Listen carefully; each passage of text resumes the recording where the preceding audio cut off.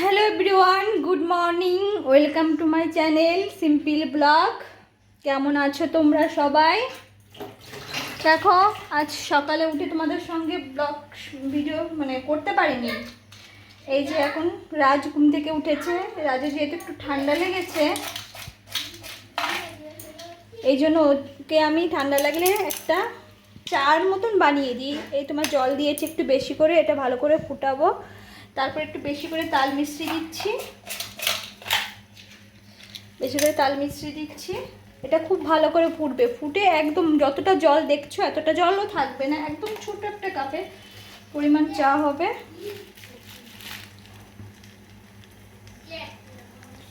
জল ফুটিয়ে একটু তার মধ্যে তাল মিশ্রি দিয়ে দিয়েছি। এখন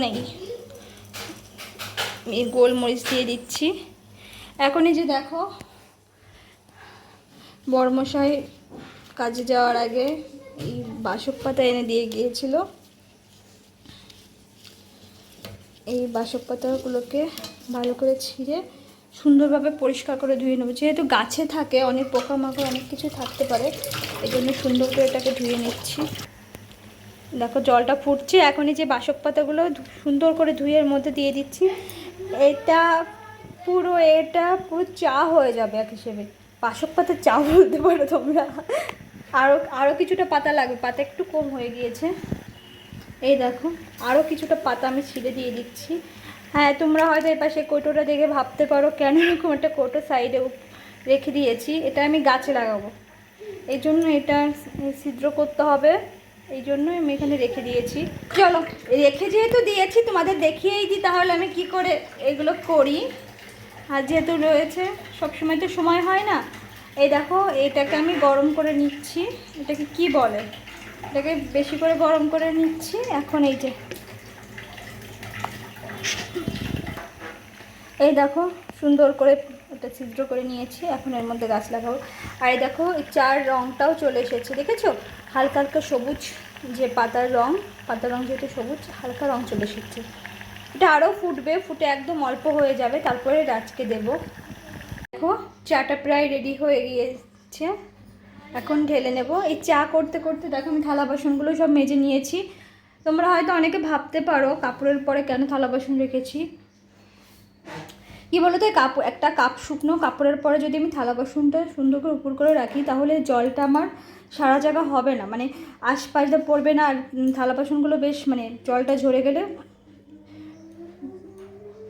ভালো থাকবে। জলটা ঝরে গেলে যদি আমি রাখি, তাহলে আমি যেখানে থালা বাসনগুলো রাখবো সেখানে জল জল হবে না, বা ওখানে জল জল হতে একটা কি শ্যাওলার মতন পড়ে যায়, সেটা পড়বে না। এই জন্য আমি তাকে রাখার আগে আমি এখানে জলটা ঝরিয়ে রাখি, এরপর কাপড়ের পর রেখে। চলো আমার চাটা তাহলে ঢেলে নিই। আমি চালিয়েছি, দাঁড়াও অন করো না, দাঁড়াও মামা, দাঁড়াও। এই দেখো আমি চাটা ঢেলে নিচ্ছি। আর রাত সকালবেলা উঠেই ওকে টিভি চালিয়ে দিতে হবে, যেহেতু শরীরটা খারাপ, কিছু বলতেও পারছি না। এটা কি সুন্দর একটা কালার চলে এসেছে, দেখেছো? এটা উষ্ণ গরমই ও খাবে, তাহলে যে কাশ সর্দি যেটা আছে সেটা কমে যাবে। ভিডিওটা তোমাদের সঙ্গে শেয়ার না করে পারছি না। দেখো রাজ কি দারুণ ড্রয়িং করছে একা একা, দেখেছো? আমি কাজ করছি আর রাজ কি সুন্দর ড্রয়িং করছে। রাজ, তুমি এটা কি আঁকছো? একটা বক, এই দেখো একটা বক, একটা কিপ্রো দেখতে চলে আসছে, এত দারুণ হয়েছে। এটা তুমি কি এঁকেছো? এটা আমি একটা বক এঁকেছি। এটা কি? এটা হচ্ছে মাথা। আর এই যে এটা চোখ। আর এই যে এটা পা। এখন কি তুমি কালার করবে? হ্যাঁ অবশ্যই, কিন্তু এই পাতাটা এঁকে কালার। ঠিক আছে, কালার করে দেখাবে তো বন্ধুদের? অবশ্যই। ঠিক আছে।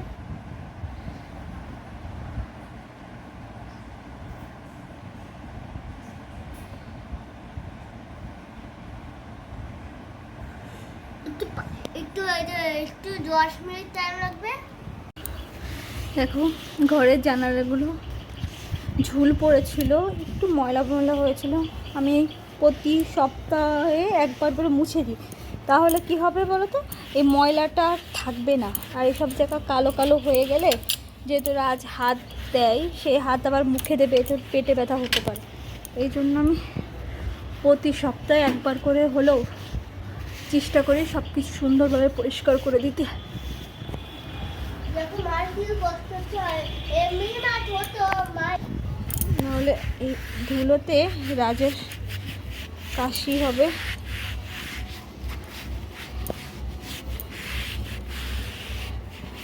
এই জানলাগুলো দেখো তো, এটা কি সুন্দর হয়েছে, কি সুন্দর লাগছে না বলো, কিউট। এটা রাজের প্রজেক্টের একটা করেছিলাম আঙ্গুর ফল, সেটাই বাড়িতে নিয়ে এসেছি।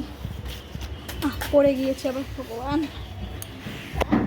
একটু সার্ফ এক্সেল জলের মধ্যে দিয়ে ভিজিয়ে নিয়েছি, গুলে নিয়েছি জলের সঙ্গে, তারপর এখন মুছে নিচ্ছি। তাহলে যতটা ধুলো আছে ওটা তো উঠে যাবে, আর ওর জিনিসটা একটু চকচকে লাগবে। কাচের গ্লাসগুলো মাঝে মাঝে না মুছলে ওগুলো কালো হয়ে যায়, ভালো লাগে না। ওই পাশের জানালাটা হয়ে গিয়েছে, এখন এই পাশেরটা করছি। দেখো একটু অন্ধকার আসছে, কারণ বাইরে মেঘ করে আছে যেহেতু, এই জন্য একটু অন্ধকার লাগতে পারে তোমাদের, আলোটা কম আসছে। তাছাড়া যদি মেঘ না করে আমার এই ঘরে প্রচুর আলো আসে, আলোর কোনো সমস্যা হয় না। এই দিয়েছে জায়গাটা সুন্দরভাবে ক্লিন করা।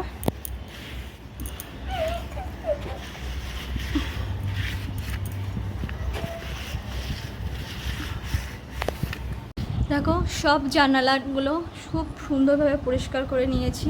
দেখো ঘরের মধ্যে মানি প্লান্ট গাছটা কি দারুণ হয়েছে। বলেছিলাম না মানি প্লান্ট গাছের বেশি যত্ন লাগে না। এটা আমি সপ্তাহে একদিন জল দিই, তাতেই হয়। এটা মাটিতে লাগানো, এটা জলে না, তাও সপ্তাহে একদিন জল দিই, তাতেই হয়ে যায়। এটা মানি প্লান্টের উপরে একটা কি বলে, এটা পার্পেল কি গাছটার নামটা ঠিক আমি জানি না, ফুল ফোটে। এই দেখো জানালাগুলো সুন্দরভাবে ক্লিন করে পরিষ্কার করে নিয়েছি, দেখেছো। আর এদিকে বেড,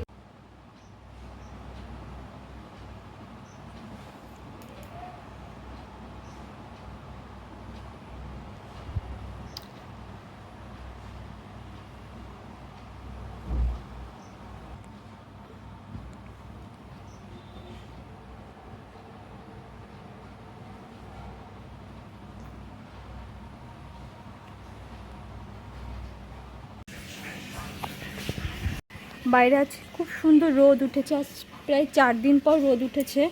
দেখো সব জামা কাপড়গুলো ধুয়ে দিয়েছি, কেচে দিয়েছি, যেহেতু রোদ উঠেছে। চল এবার ঘরটা তাহলে মুছে নিই। ঘরটা মুছে নিচ্ছি, তারপর পুজো দেবো, তারপরে লাঞ্চ। চল আবার পুজো দিয়ে আসছি।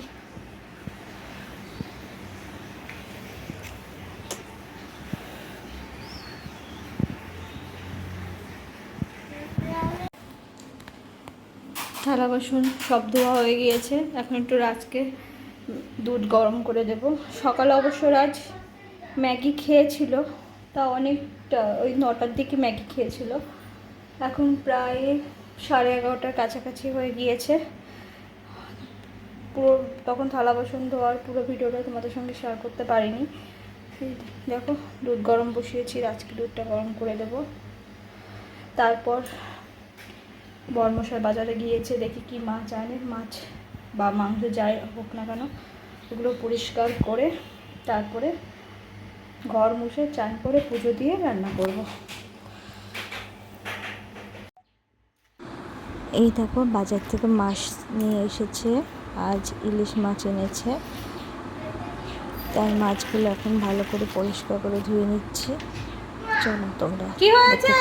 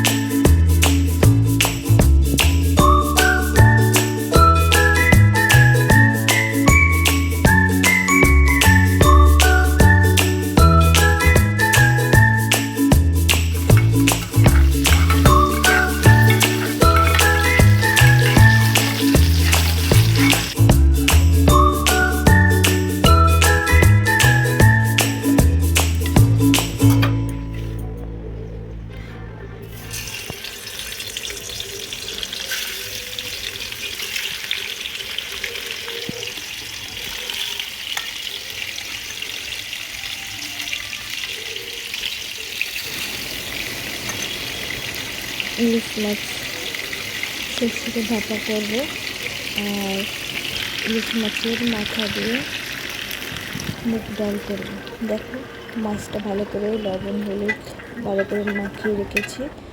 এখন সরষের তেল দিয়ে দিচ্ছি, তার মধ্যে মাছটা দিয়ে দেব, আর মিক্সারে কাঁচা লঙ্কা, সাদা শস্য, কালো শস্য, গোটা জিরে বেটে নিয়েছি। এখন সবটা দিয়ে ভালো করে মাখিয়ে মাছটা ভাপে বসিয়ে দেবো।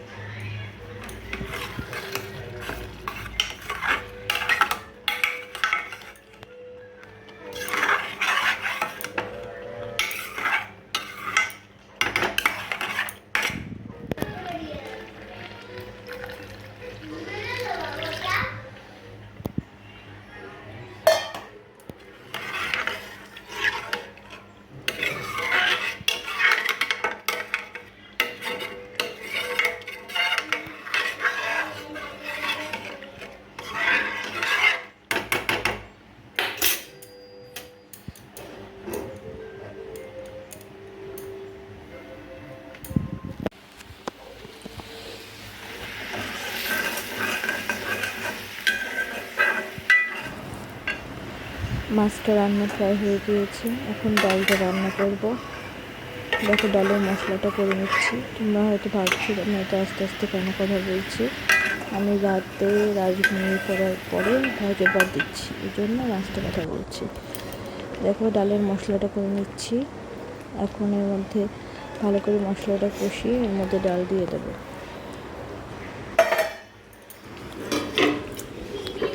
ডালটা রান্না হয়ে গিয়েছে, এখন বাকি আর কিছু মাছ আছে। এই মাছগুলো শুধু লবণ হলুদ তেল দিয়ে আমি রান্না করব। আমি জানি না এটাকে কি বলে, আমি ইউটিউব থেকে শিখেছি। তোমরা যদি নাম কেউ জেনে থাকো আমাকে জানিও।